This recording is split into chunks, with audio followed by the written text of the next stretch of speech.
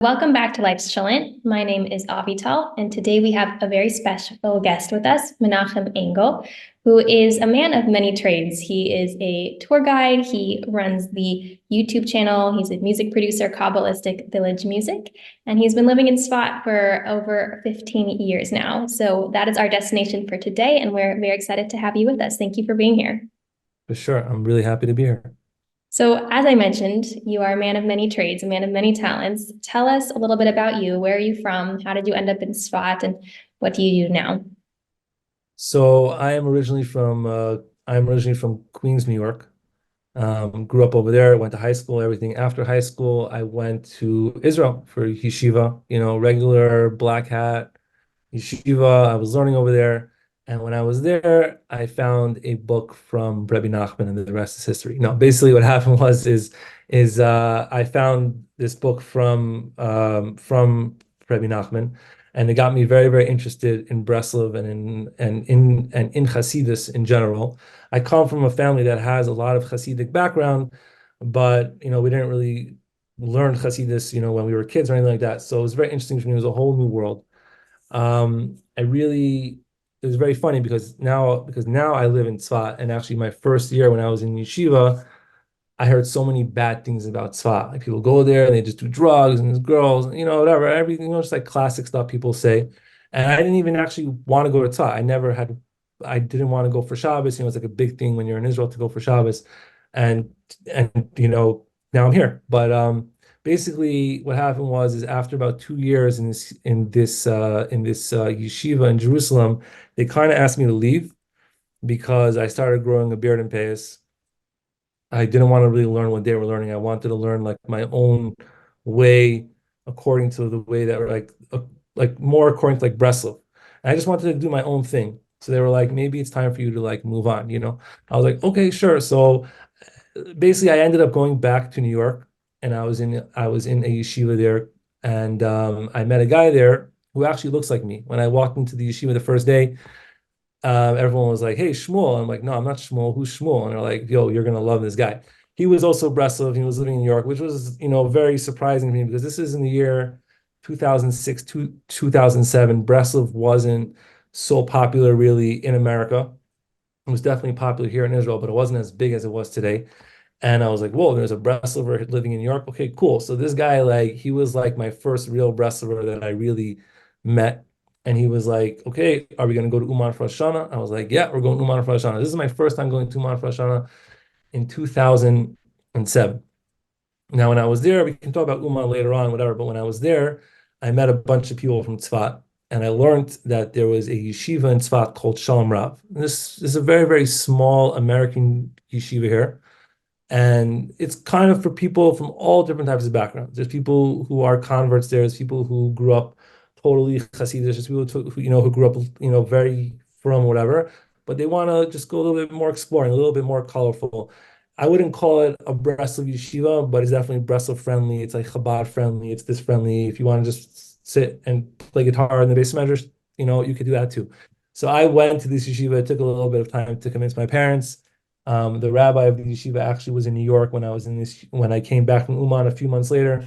We had a meeting with my parents, and I moved to Tzfat in 2008, February 3rd, 2008. I still remember the actual day. And I started off in that yeshiva. There's a dorm and everything like that. And Tzfat is just an amazing place. Obviously, we can talk about it more, but just to get to where I am now, I stayed in the yeshiva. I started dating. I was dating for a few years. The whole dating, I don't know how much you want me to go into it, but it's a little bit, when you're living in Tzfat, everyone expects you to go out with a certain type of girl or, whatever. And I was looking for a certain type of girl, but it turns out that I, I ended up marrying someone else who was actually not anywhere in that level at all, because at the beginning when you're 20 and you start dating, you're like, yeah, I need this and this, and you start going out and you're like, yeah, I don't need this, I don't need this, I don't need this. And I ended up marrying a girl actually from my own city in Queens, from my own neighborhood in Queens. We actually met in Tzfat. So that's actually a really cool story. And we met in Tzfat, and we got married in New York, and we came back to Tzfat. And I've been living here married basically since April 2012. And yeah, I mean, right now, basically for the last, let's say, I would say for the last 5, 6 years, besides for music, I've also worked in a very cool art gallery here called Sarah's Tent. So in Tzfat, there's many, many art galleries. There's one, I don't know, you've been in Tzfat before? I haven't actually. It's on my No. bucket list. Oh no. Okay. So in Tzfat, there's one main street inside the old city, which is about 2 minutes from my house. And on the street, there's about 60 or 70 art galleries. Okay, so Tzfat, what happened was with Tzfat, because I'm a tour guide, people always ask me, okay, how did Tzfat become known as the city of art? So it became known as the city of art because after the war in 1948, so Tzfat used to be split in two. There was a Jewish side, and then there was also this Arab side. And then after the war, the Arabs lost, they left. So Israel had this whole neighborhood, just houses, empty space, and they wanted to increase tourism to the north. And and basically everybody who was coming from Poland and whatever other parts of the world who were artists, they decided, hey, we'll give you free housing, come up north, you can paint, and they developed this thing called the artist colony. And that's how Tzfat really became known as the city of art. So people would come, and then there was a bunch of galleries, and then it was more and more and more. So obviously today also Tzfat is a place, especially for people who are into music and who are into art. It's quiet, you can do your own thing, nobody bothers you, and you can just sit and paint or write music or write poetry or whatever you're doing. So I work in a gallery called Sarah's Tent, and it's a very cool gallery. My boss is originally from Montreal. He's been in the art gallery business here for 20 years, and we sell really modern Israeli art. I wouldn't call it like Jewish art. It's made by Jews. It's made all by Israelis, not really from Tzfat, mostly from like Tel Aviv, but it's really cool art, really expensive. Starts from like $4,000 to $25,000, but when Tzfat is busy, which it usually is now, unfortunately, we've been closed since the war started. And also during Corona, we were closed, but we do a lot online. I was hired by him basically because I do computers, I do things like that. I was hired by him about 5, 6 years ago to start really making a website. He never even had a website. He just had one little simple email address, and that was it. Today we have a website and we're doing sales online. Without that, I don't think we would be able to survive right now because we don't know when the gallery is going to be open again. There hasn't been any tourists. So right now, thank God, we've been selling online. People find us. We do a lot of social media, a lot of Instagram, like that. We do shipping, and we also have a lot of previous customers. So I'm always emailing people, contacting, hey, what's going on? You want to support Israel? Now's the time. We're having great discounts and everything like that. So I do that, and I do music, and I was doing tour guiding. But again, right now, nothing's really happening. So I guess the main thing I'm focusing on right now is just music and building up my YouTube channel. I have 2 kids, so I'm busy, with my family. I go to yeshiva, I learn, I take care of the shul, and so we're very, very busy. I think it's a good thing to be busy. So that's where I'm at right now, basically in Tzfat. Yeah. Absolutely. That's amazing. It sounds like you Yeah. have a lot of passions, and I definitely relate to that. Yeah, for sure. Now, obviously, we want to talk about Tzfat, but I think it's really important maybe if you can briefly describe what is Breslov and what is maybe Kabbalah, because that's also got a big connection, and Hasidus, like maybe just a very brief description of those. This is obviously a huge, discussion that can go on for hours. But Breslov basically is another group in Hasidism. Some people wouldn't even call it Hasidus. Some people would just call it it's like Breslov is like their own way of life. It's like a different thing outside of Hasidus. I was speaking to one of my friends who's actually a really, really big Breslov guy. He's been going Uman for 20 something years. And he said to me something interesting. He's like, I'm not Breslov. I'm like, what do you mean you're not Breslov? You're Breslov. He's like, everyone who's Breslov is trying to take the light of Rabbi Nachman and just like contain it into this thing called Breslov. He's like, it's so much bigger than that. But for me, let's not go, too deep. But for me, Breslov it's a system of thought and a system of what to do in your life, in your daily life, as prescribed by Rabbi Nachman. So, for example, I'll give you a perfect example, right? So, if a guy who's 18, like me, who's in yeshiva, he wants to learn Hasidus, right? So he opens up a book, a classic book on Hasidus. He opens up the whatever. I'm not going to say any svarim, whatever, but he opens up a book. Mostly, it's just lessons from it's basically just lessons from like the weekly parsha. and then it's like a lesson in Hasidus, and it's good or whatever. But like, there's no like system. The only two Hasidus groups that really have a system that are daily systems are Breslov and Chabad. So today, a lot of young people go to Breslov and Chabad. Why? Because you open up a book and it says, okay, do this in the morning, do this for Shachar. This is how you're supposed to do this. This is how you're supposed to do this.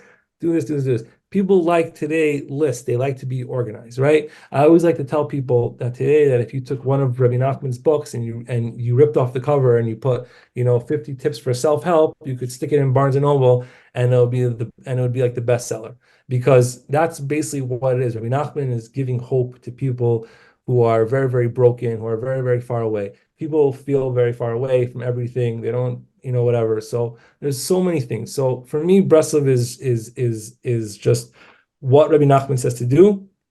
That's what we do, right? And there's no like really like special any customs or whatever. Like they one time asked Rabbi Nachman, okay, like where's your book of customs? Like every chassidus like has like a book of customs, like your own sefer in Hagim or whatever they call it. Like we daven at like 11 a.m. and we do this. And like Rabbi Nachman just pointed out the Shulchan Aruch. And he was like, this is the halacha.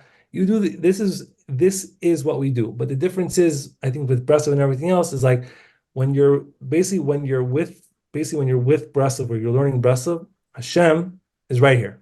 He's right in front of your eye the whole day.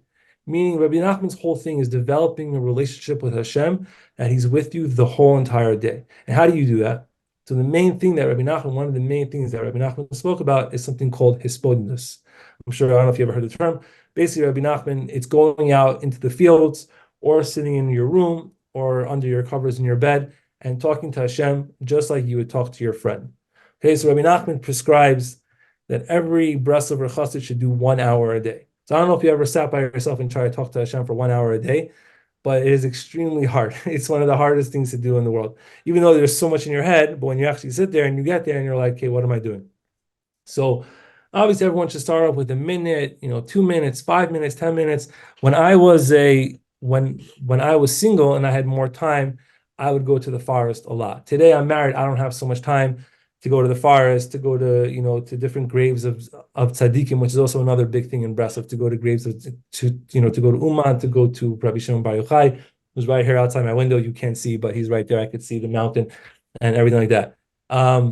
So it's like a thing where like you sit there and you just talk to Hashem just like you talk to your friend. Hashem, help me with this. Hashem, help me with this. I need help with this. What do I do? I don't know how to do like everything. And you're talking it out. You don't know if Hashem is listening. You may not see results. But it's not really about the results. You end up listening to yourself, and you end up, hearing yourself also, which is also very, very special. So that's one of the main things that Rabbi Nachman says to do. Obviously, another thing is you have to be in Uman for Hashanah, which is also another awesome thing, but it's also really hard when you're married, especially if you're not married to someone who's Breslov. So then it becomes, a little bit of a journey, a little bit of a thing.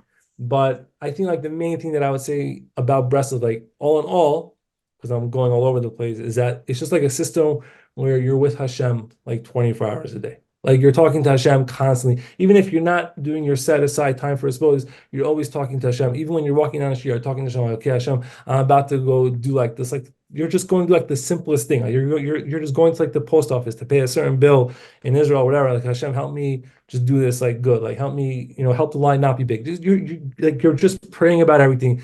You're basically everything in your life just becomes something spiritual. And obviously, Breslov is also a really cool group for people who are young and getting into it, is because there's no official dress code. There's no official one rabbi of the whole group. Rabbi Nachman is the rabbi. You open up the books and you see it. Today, we have rabbis who are in Breslov who are giving classes and everything like that, of course, but there's no specific way that you have to dress unless you join a certain Breslov kihila. Like in Tzfat, you have a big Breslov you have this big Breslov group. So if you want to join that group and be part of them, you may end up wanting to dress like them, so you fit a little bit more in, right? But if you're just a guy like me, I can wear whatever I want. I don't have to wear a long coat during the week. I don't have to wear a straight. I don't have to wear a hat. I don't feel comfortable doing that anymore. I grew up like that. I don't want to do that. So that's cool, especially when you go to Uman and you see the amount of people who are in Uman. There's guys with long hair. There's guys with dreadlocks. There's guys with tattoos. There's guys from Menachem. There's guys from Texas, you know what I'm saying? Guys from Colorado, like you said before. So it's just like this like this, just like this big loving family of like interesting people who are a little bit more out there than regular people, you know what I'm saying? So like I wouldn't like if I was Satmar, I don't know if I'd be able to be doing my Kabbalistic Village music. You know what I'm saying? I don't know if I would feel comfortable, but from what I learned from Rabbi Nachman is that music is a big thing. Music is a huge thing. It's a huge way to connect to God. So that's why like I'm doing it. You know what I'm saying? Like I don't know about if I would be doing all these other things in my life if it wasn't for Rabbi Nachman. So I think just it's just a system. It's a beautiful, colorful way of life that is it's a very serious Judaism. It's not a joke. You know what I'm saying? We're not here to play around. But it doesn't have to be like a very intense, like angry Judaism. You know what I'm saying? Like we're not like if you see someone like, okay, we're chilled out, like you know what I'm saying? You go to Uman, you see guys who are coming, they're not Shomer Shabbos, whatever, but everyone's like totally cool. Like, okay, whatever it is, he'll get there. That's what it is. So that's what I feel is very special. And that's also Tzfat vibes also. It's just like in Tzfat, it's just like very accepting. Everyone's like really accepting. Like even the hardcore Hasidim here, we do have other shuls that are, the city has become a little bit more Haredi over the last 10, 15 years. Everyone's still like pretty chilled out. If you live in Tzfat, you have to be like a certain type of, person. So yeah, that's what I would say Breslov is.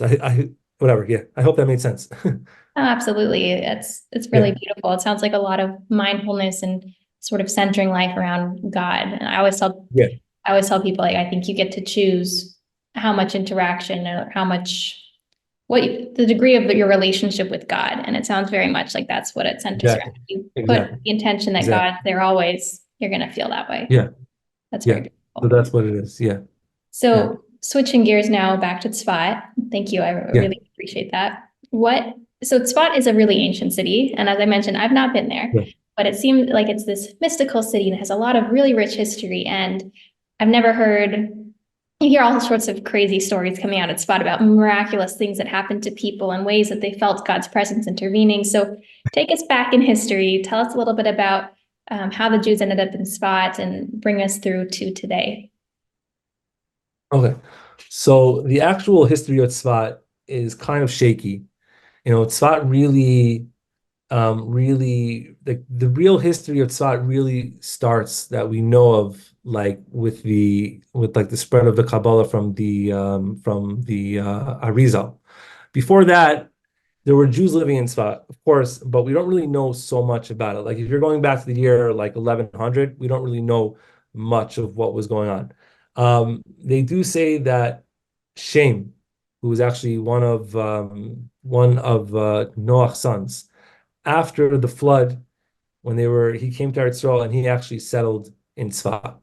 He settled in an area that was known as Tzfat. Other people say that Tzfat used to be what we call in the Torah, it was called, what was it called? The city of refuge, Ari Miklat. That it was a city of refuge. That's why today people always say all the crazy people come to Tzfat because it was the city of refuge. So that's where people come. But basically, let's start from the times of like the 1500s, 1600s. There was Jews living there. And then all the big tzaddikim, I don't know all the exact history, but all the big tzaddikim, the Beis Yosef, the Ari, everyone, all the different people who were into Kabbalah, whatever, they all ended up in Tzfat somehow. And that's where the Kabbalah basically spread out from. And that's why today Tzfat is known as the city of Kabbalah. Okay, so one of the interesting things is that when you come to Tzfat, people always ask me, why is everything painted blue? Right? If you go to the cemetery, a lot of the Kfarim are painted blue. The city itself now, a lot of the old city is painted blue. Inside, a lot of the Sephardic shuls, the Ari shul, the Beis Yosef shul, all blue. Why is that? I mean, there's a few different reasons, but the main reason is that in the Kabbalah, there's different spheros, there's different divine emanations, we call them. And the sphere of Malchus, which is whatever it means, kingship, royalty, the color, each sphere has a color. Okay, so the color of Malchus is blue. So basically, they want you to always be thinking about God, always be at things. So everything in Tzfat represents God. So Tzfat was always a very, very holy city that has to do with mysticism and Kabbalah. And as the time went on, Hasidim settled in Tzfat in the 1800s. There was a lot of Hasidic rebbes. As it became easier for people to come to Tzfat, to come to Israel from Europe, whatever, a lot of the Hasidic rebbes they bought land in Tzfat and they made shuls here, even though they weren't here themselves, but they made shuls. So today, the shul that I'm in charge of is from one of these old Hasidic groups from 180 years ago, right? And then down the street, you have the Chernobyl shul from the Chernobyl Hasidus, and then you have Chartkov, and you have Radovich, and you have Sanz, and you have all these different old shuls. Some of them were sitting empty for many years, and then they fixed them up like our shul. And that's how, whatever. But that's a different thing. But anyway, Tzfat was always, just full of Jews. It was a very, very small city. Tzfat is just the old city. But as time went on, the city moved out. So I live in the old city, and then outside the old city, you have tons of other neighborhoods, the newer parts of Tzfat. There's about 45, 50,000 people living in Tzfat. Tzfat is a big place. There's a whole other mountain besides the mountain that this area that I'm in. There's another mountain called Har Kanan, which now has a lot of Chabad. But again, I'm going off tangent. I'm sorry. So the Hasidim came, and it was always a place that Jews lived in. And like I said before, the Jews lived side by side with the Arabs. The Arabs were living there. There is a lot of history with Arabs that we know of from Tzfat back in the day, from the 1300s, 1400s, 1500s, because on top of me, let's say the mountain is whatever here, there's something called the Mitsuda fortress. The Crusaders came in the year 1100, and they built this fortress on top of Tzfat. And it's basically the highest point of the old city. And I go up there on my tours all the time. Now it's just a park or whatever. But basically, it was this old fortress that they could see approaching armies coming from Syria, Lebanon, whatever, everything like that. Before the war, the Arabs were living on one side and the Jews were living on the other side. There's all this different history and everything like that. But the main thing is that the Jews were always in the old city where we are. That's why if you go into the newer part of the old city where the Arabs were, none of the old shuls are there. All the old shuls are in one little section of the old city, and next to the art galleries, because that's where all the Jews live. The Arizal, the Basayan, the Beit Yosef, all these guys, and that's where all the shuls are. Okay, so let's say, over the next 500 years, I'm not going to go into each year, but basically the Jews, came. There was a lot of people from Europe who came, and they settled in Tzfat, and that's how, Tzfat became. It's a nice mix today of a lot of people who came from Europe. So you have a lot of Hasidim, and then you also have a lot of people who came from, Sephardi countries and things like that. So you have a lot of mix like that. Tzfat is known as the city of the Kabbalah, and the people here are, into that type of stuff. Even though you may not be learning Kabbalah all day. And in Tzfat, there happens to not really be so many Kabbalists that I know of. People think they're going to come to Tzfat, they're going to find Kabbalists walking all over the street. You may find guys, but they're fakers. They're not real.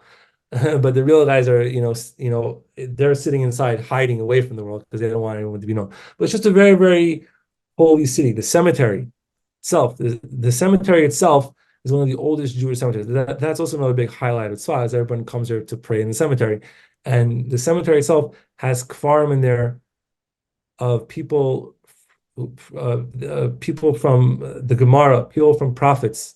So I'm saying you have 2,000-year-old graves. So Tzfat has history. And the last part I will say is that, like I said before, that what happened back then in Tzfat is a little bit shaky, whatever. But if you actually on Tisha B'Av, if you're ever reading the Kinnos on Tisha B'Av, and you actually get a little bit far in and you don't stop because most people just stop or whatever.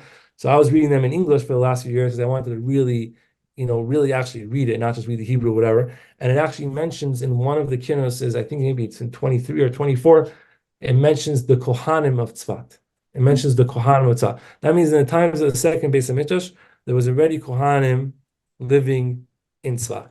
And so that's also, a little bit of history. But if you go around Tzfat and you go around on the road from here to Rabbi Shimon Bar Yochai, or if you go into the far side at the bottom of Tzfat, there is hundreds of kvarim of all Tanoim and Amoraim from the Gemara.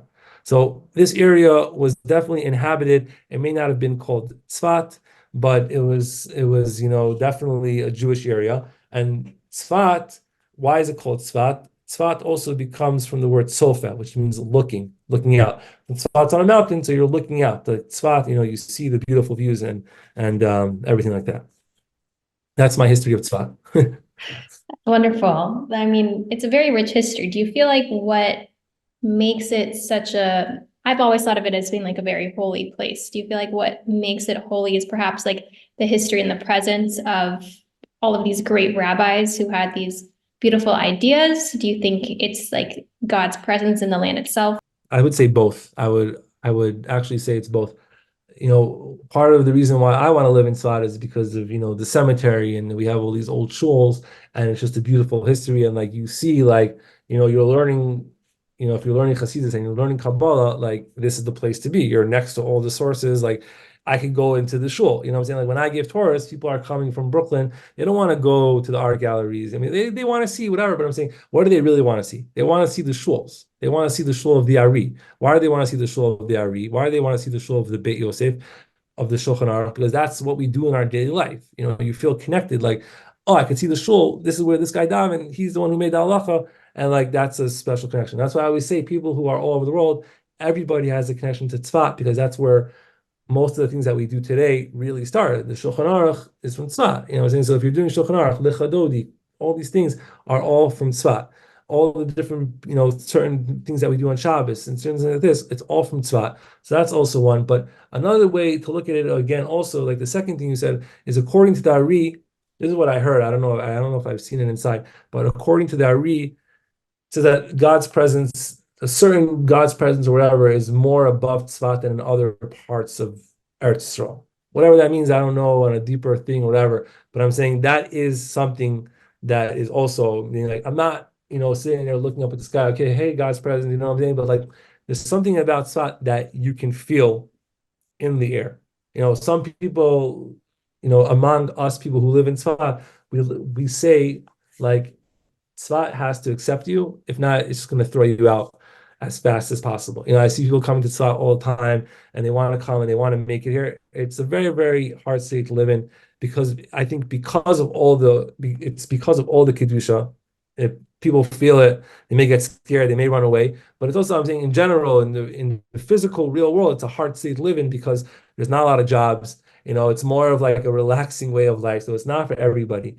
But I feel like there's something in the air here. There's some sort of spirituality that if you want to open yourself up to, and you want to be able to pick it up, then you can feel it, and it'll be amazing for you. If you don't want to feel it, then Tzfat is just a regular street. You know what I'm saying? When I walk down the street, I'm like, wow, like I'm living in Tzfat. Like I'm walking down a cobblestone street, past this shul, taking my kid to school. Like it's just a totally different feeling. You know what I'm saying? So even if that feeling is not coming from a place of kedusha, it's just from my own head, but it still gives you a nice boost in your life, and like a thing like that. So I would say it's both. Yeah. That's really cool. Yeah. So you mentioned one struggle just now about, it being maybe a difficult place to live because of the lack of jobs and maybe the relaxed way of life. What are other struggles that face the Jewish community who actually lives in Tzfat, which I think it's about 40,000 people? Yeah. Okay. What are the other struggles besides making money? Besides, like, yeah, the lack of jobs. If you are like a person who came from, USA, and you made Aliyah, right? So a lot of people want to live where there's a lot of other Americans. So in Tzfat, there are a lot of Americans. My chevra, my group, my shul that I'm in charge of, we are all from the US, and everybody's English speakers, whatever. But like, you may not be living with so many Americans. So that may be hard for some people, but it's actually also a good thing, because it forces you kind of to become, into Israeli society more, and to interact with actual Israelis, not just like hide yourself in a little bubble away from the rest of Israel.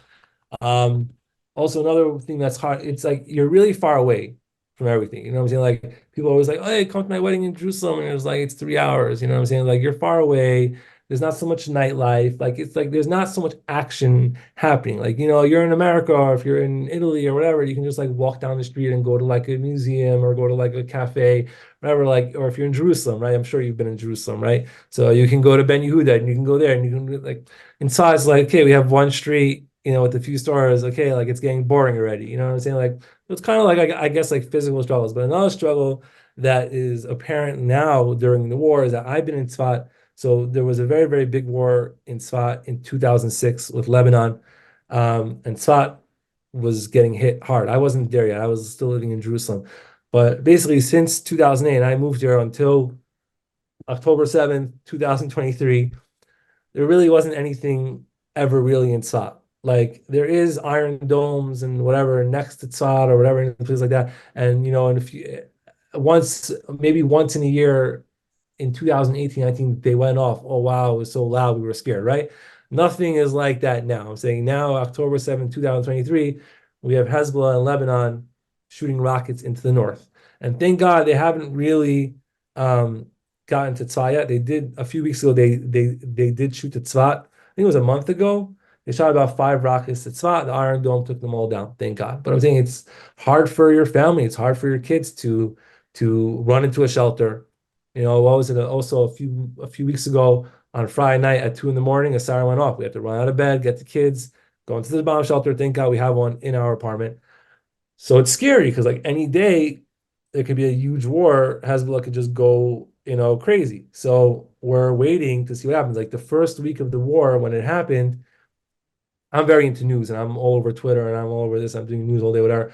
And like, so that's also, I think it's a good thing, but it's also a bad thing because like half time I'm terrified because I'm reading crazy people, crazy people saying, oh yeah, Hezbollah's going to attack tomorrow. So I was so scared. I ran away to Jerusalem for a week and then I was like, okay, nothing's happening. We came back and now we're not really so scared anymore. There really hasn't been a siren now in like a week or two. There's still iron domes going off that take down drones. So they launch from Tzfat and then go towards the border in the north. But that's another struggle now is like, what are we going to do um, if the war really goes? Where are we going to go? Also, another thing is like, again, like most of the people here, we work in tourism. Like by Corona, my wife was also working in a gallery. She was working in more like this jewelry shop in Tzfat next to where I was working. And again, Corona came, that was it. Like everybody who had jobs in tourism, tour guides, art galleries, guest houses, hotels, over. Same thing now, it's over. So I'm saying, like, if you don't have that, like, where are you going to go? You're going to go work in the supermarket? Like, it's a different type of thing. So because especially when you're like American, you also kind of want to be working in a job that like you kind of can do, I guess, and feel a little bit, worth your time, So I love working in a gallery because I meet people from people from all over the world. I speak English, I'm interacting, whatever. Like, I mean, if I have to go work in a supermarket, I will, but it's not the ideal, you know what I'm saying? So that's, I guess the hard thing is like trying to balance it all out and find the real job, find stability. That's really what it is inside is finding stability where you have a nice apartment, where you have a normal way of life, you have a job, you have somewhere to go every day. 'Cause if you don't, then you're just gonna go a little crazy. You know what I'm saying? That's what I've seen here. Yeah. That makes a lot of sense. And Yeah. this is the first community in Israel that I'm speaking to, especially since the start of the war. And Yeah. aside from the terrors of war itself, like you mentioned, the economy takes a really big hit. Yeah. Yeah. That's Yeah. something Yeah. I think is probably being felt across the whole country. Yeah. Yeah. Yeah, for sure. It's being felt. I know for sure in Eilat. Eilat is also a big tourist destination. They're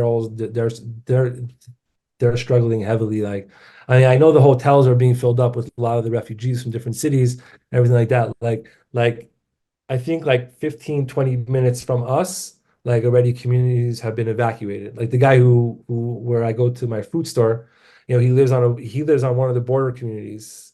Right now his community gets bombed every day. So he's in a hotel in Tiveria for the last 2 months. You know what I'm saying? It's crazy. People, we don't know what's gonna be. You know what I'm saying? What's the next plan really? What is Israel gonna do to make sure that all these guys feel secure again? Like when are the tourists going to come back? So that means that there's going to be a big war. Like that's the thing. So we're all basically kind of like right now just like living Yeah. on the edge. Like there's still school and there's still everything and students are still normal, but I'm saying like and then the next minute you could be running to a shelter.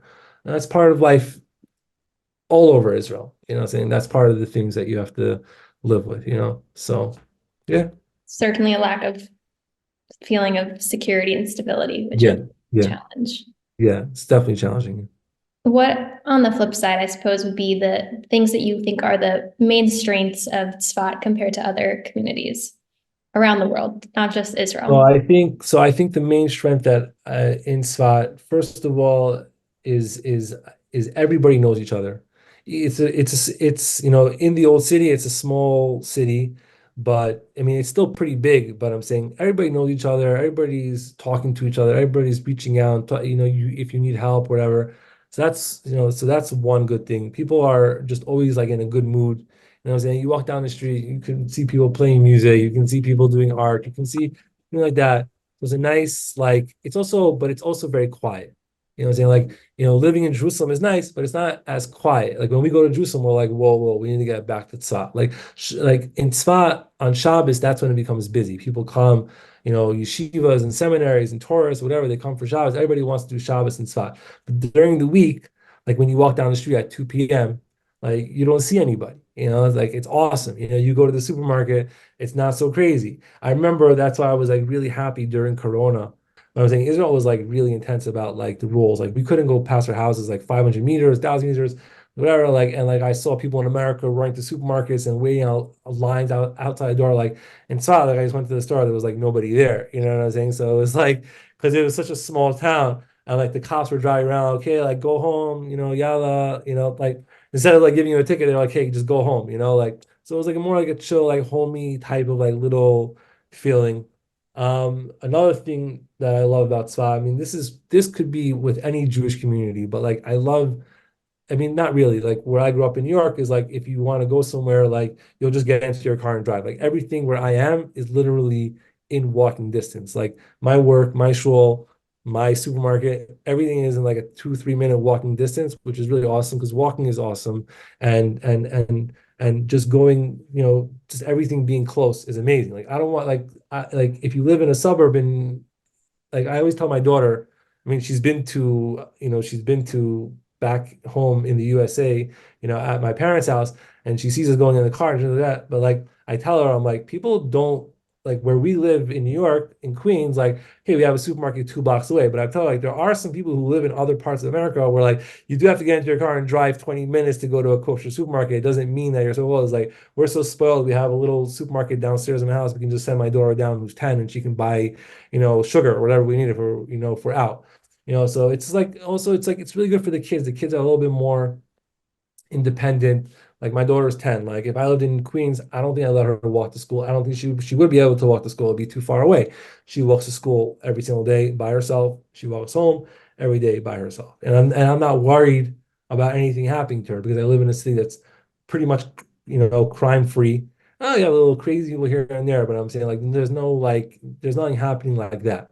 Like the biggest thing I'm scared of right now is like if there's a siren when she walks to school, like how is she going to react? How is she going to know what to do? But other than that, like no. So, but yeah, those are like some of the biggest pluses. Just like it's a small town, it's crime free, everybody knows each other, everything's close by, and it's just a good feeling. It's quiet, you can do your thing, and everybody kind of just like gives you space to like do your thing. Like nobody's like checking on you, like, oh, did you go to shul today? Like, oh, did you do this? Like, there's no like real like competition, especially in like building a bigger house. You literally can't build a bigger house. We're living in houses that are 500 years old. You know what I'm saying? Like you can't really go. You if you like if somebody has a car that's that is running, like that's already like a big plus. You know what I'm saying? It's not like, oh, you have 2 cars. No, no. Is your car running today? That's already a big thing in Tzfat. You know what I'm saying? So it's like it's a much simpler lifestyle. It's just a simple lifestyle. Like even let's say, I know in America, even us, like everybody loves ordering from Amazon or whatever, right? Like in America, you can order from Amazon, you can go pick it up like an hour later. It could be at your door an hour later. Like in Tzat, we actually have to wait like 9 days to get it from Amazon. You know what I'm saying? So it teaches you a little bit more about consumption. Like you don't have to have everything at every second. That's another that I think is Israel in general, but in Tzfat more. Yeah. Those are the things I like. Yeah. That sounds really, really lovely and Yeah. like a very nice way of life. So I'm glad to hear it. Since you are my only tour guide I've had so far, as a bit of a bonus question before we wrap up, what are some landmarks? When people get back to Tzfat, give me a couple places that you feel like you can't come to Tzfat and not go there. Okay, so you have to go to the cemetery. The cemeteries for sure. You have to go to the cemetery. In the cemetery, there's thousands of graves, but obviously you want to go to the Ari, you want to go to the Beit Yosef, you want to go to the Basayin, you want to go to the cave of Hannah and her 7 sons. If you're a man, you want to go to the Arizal's Mikvah, which is a really cold natural spring. So the cemetery is one.